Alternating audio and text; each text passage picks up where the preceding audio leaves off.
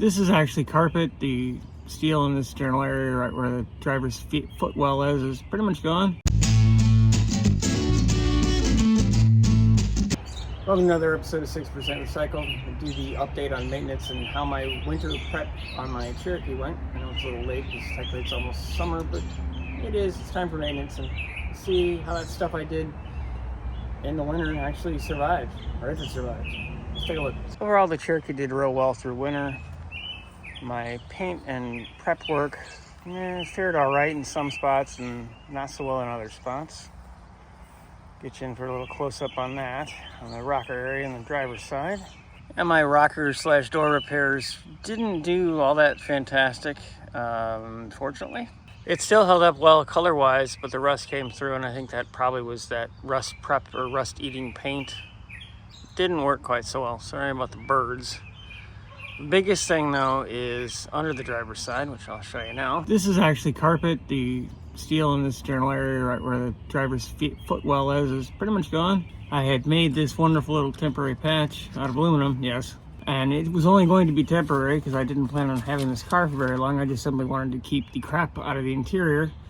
Well, that fell off when I came back from the Speed Cult show 2 weeks ago. I can't put the panel back on because the rivets and everything, the panel bond that I put on it worked fine. The actual metal rotted out. So it's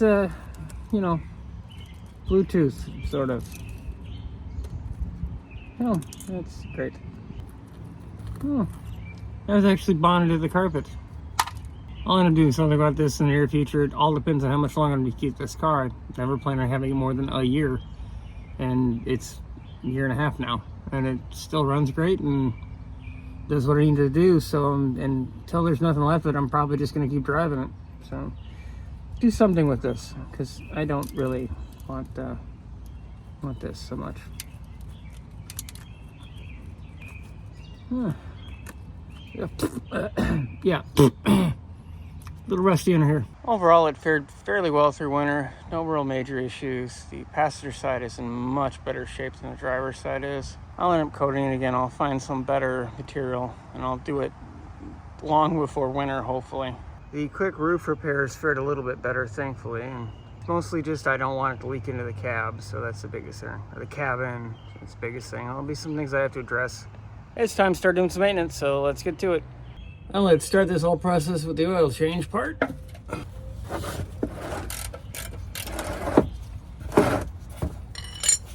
Oh, there's not much space in here. I don't feel like jacking the vehicle up, so hopefully I actually got my fingers on the drain plug. That would be helpful. It's just gonna be a booger.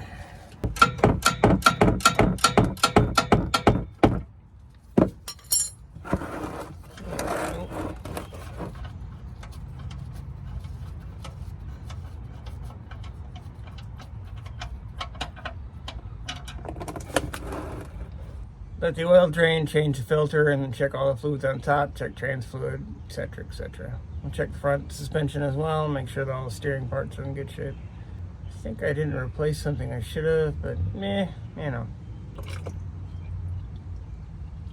Well, it's just oil. I don't see anything funny coming out of it.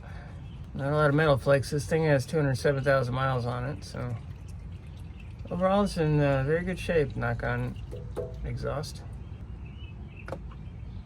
I'll check for whatever that little glop of was when I get the pan out of here and see if that was something that came out of the engine or fell off the gooey undercarriage. We'll also look at the water pump thermostat housing and the hoses that are replaced during the winter when the water pump took a crap and the thermostat housing took a crap and the radiator hose took a crap. These are unfortunately regular maintenance things, especially on a higher mileage vehicle. Suddenly I feel the urge to pee. Front pinion seal's leaking.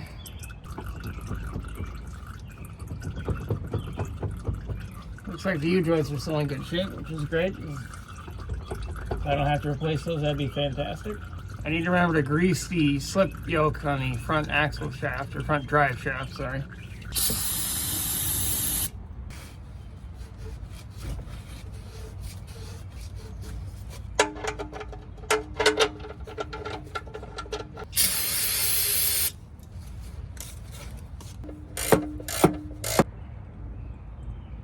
Nice and snug, don't go crazy. Same thing with the filter, you don't have to tighten it on like your life depends on it. Nice thing about the Jeeps, if the camera will focus, is that you can, at least for the Cherokees, you can get the filter from the top, if I put the wrench on here correctly. So loosen this from the top and I'll give you the bird's eye view from the bottom. You might not actually be able to see too much down there.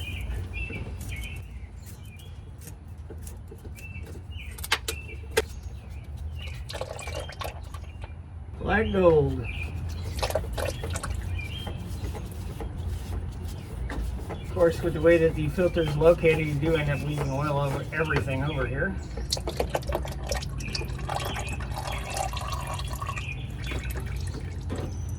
I also want to check for an extra gasket, make sure the gasket's on the filter and it came off. Clean up this mating surface, threads. Make sure there's nothing funky on there. You want a nice seal.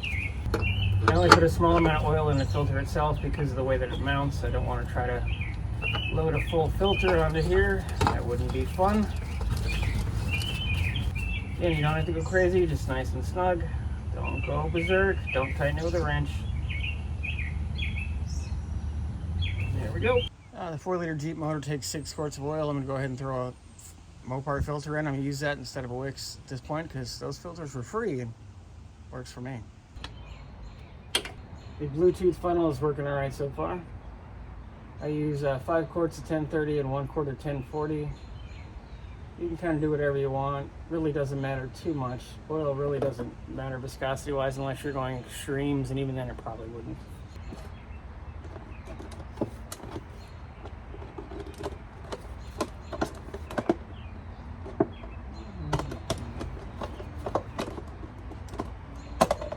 Just made a funnel. I'm not going to try and Bluetooth a gallon of oil. That's not going to happen. This probably has a seal on it. I'll see in a second. Yep. Okay.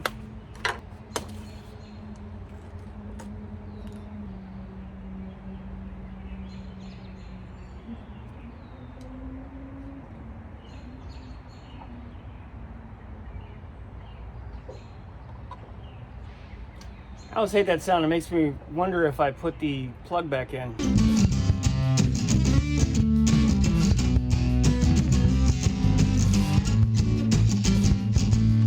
I wouldn't normally put an oil jug on a decent paint job, but unfortunately my 63 Rambler does not have a decent paint job.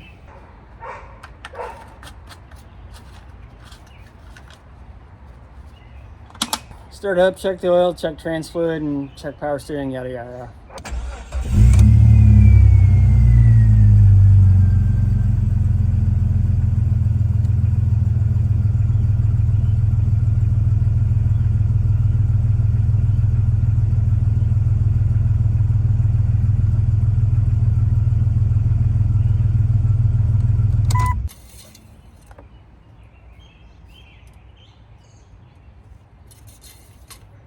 Let's give her a check. Right where it needs to be. Check the power steering fluid.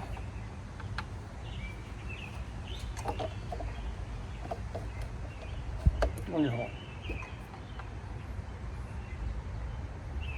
Good as well. Color on the fluid's good. Cooling system's good. I don't see any leaks that I can tell. Check trans fluid, we're done. Actually, I need to check the steering bushings and all the greasable stuff.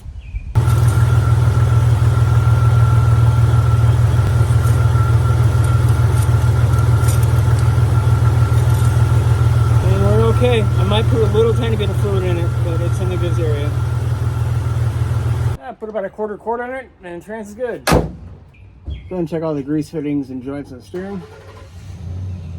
This is more of that heat shielding. Oh, splash shield. Yeah, this is fun. Get out of there.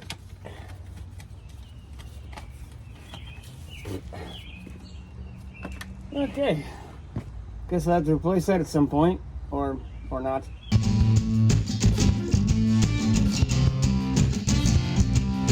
Everything looks good.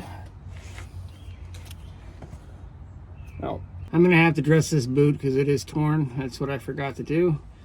I do have a replacement boot. I'll have to see if I can get this off or not. It's not gonna be today though. I actually have to find the part and everything is buried because everything's inside with the chambler. It's still good though. Should probably replace the steering stabilizer because it looks like its seals are blown. Sway bar bushings are fine. The oil pan's getting pretty crusty. And I want to think about that right now. That would not be fun to replace. Maybe one of those just replace the carbo. Let's see how that goes. Just gonna check and set any tire pressure that needs to be adjusted. With that, all the maintenance stuff is done for the Cherokee.